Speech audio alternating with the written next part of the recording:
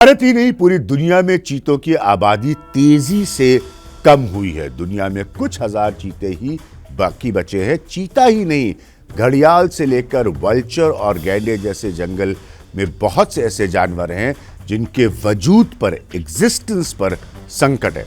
दरअसल इन जानवरों की तादाद तेजी से घट रही है और इसकी बहुत सारी वजह है, लेकिन चीते को देश में लाने पर ही सरकार का इतना जोर क्यों है?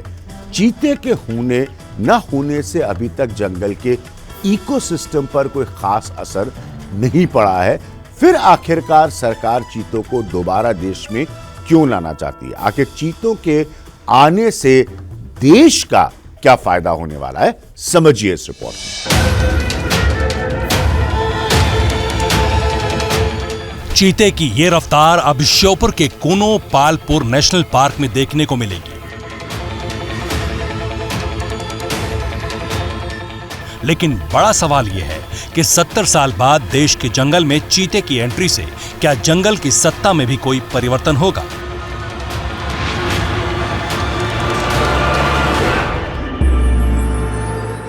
क्या चीतों के आने से जंगल का इकोसिस्टम बदल जाएगा?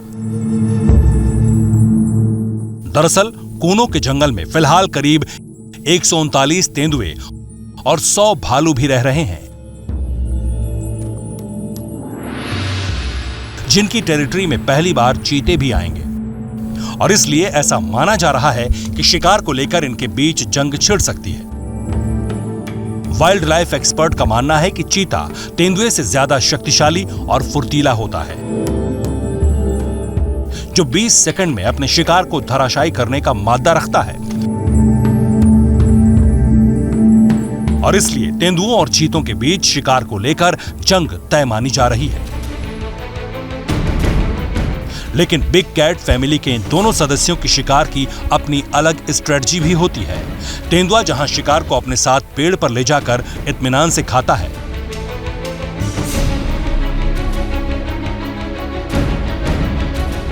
वहीं चीता अपने शिकार को छोड़कर कहीं नहीं जाता और उसे एक बार में ही पूरा खा लेता है। आमतौर पर चीता हफ्ते में एक ही बार शिकार करता है। कूनो नेशनल पार्क में तेंदुओं के बाद दूसरा बड़ा जानवर भालू भी मौजूद है। चीते के साथ भालुओं के सीधे संघर्ष की संभावना बेहद कम है, लेकिन चीते अगर भालू के बच्चों पर हमला करने की कोशिश करेंगे तो भालू चीतों के लिए मुश्किल खड़ी कर सकते हैं। दरअसल ये एक तरह का इकोसिस्टम है और जंगली जानवरों के सामने अपने बच्चों को शिकारी जानवरों से बचाने की एक अलग तरह की चुनौती होती है। लेकिन चीते लंबे समय के बाद जंगल में आ रहे हैं और ऐसे में तेंदुए और भालुओं को उनकी असली ताकत का अंदाजा भी तभी होगा जब वो चीते से लड़ेंगे। चीतों को भी जंगल में अपनी धाक जमाने के लिए ताकत दिखानी होगी, तभी तेंदुए और दूसरे जानवर ये मानेंगे कि वो उनसे भी ज्यादा शक्तिशाली हैं। जब बड़े एनक्लोजर में छोड़ेंगे तो भी लगातार पेट्रोलिंग, बाइनोकुलर, कैमरों, इनके माध्यम से इसकी मॉनिटरिंग की जाएगी और इसमें सभी में रेडियो कॉलर भी लगे हुए हैं। तो इनका मूवमेंट का मॉनिटरिंग हम रेडियो कॉलर सैटेलाइट के थ्रू करते हैं और जब इस जंगल में छोड़ी भी जाएंगे तो एक तो रेडियो कॉलर के थ्रू इसकी मॉनिटरिंग हो सकती है और हर चीते के पीछे एक उसकी डेडिकेटेड टीम होगी जो पेट्रोलिंग करके और इसकी मॉनिटरिंग करके रिपोर्ट देती रहेगी। चीता एक मांसाहारी जानवर है, लेकिन ये स्वस्थ पर्यावरण में ही जिंदा रह पाता है। पर्यावरण में प्रदूषण बढ़ने पर चीते की मौत हो जाती है। इसका मतलब यह है कि चीता एक थर्मामीटर का काम करता है, जिससे पता चलता है कि पर्यावरण में प्रदूषण नियंत्रण में है। चीते के संरक्षण से देश में वाइल्ड लाइफ इकोसिस्टम भी सुधरेगा, जिससे CO2 यानी कार्बन का संतुलन बनेगा।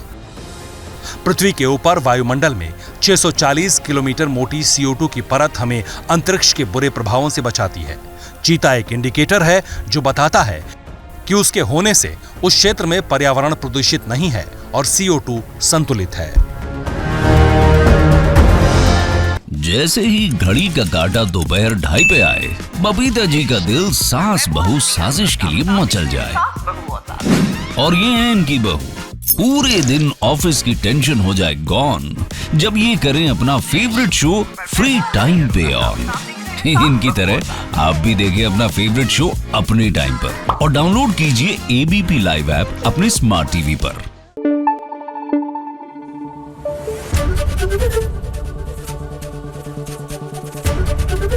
एबीपी न्यूज आपको रखे आगे।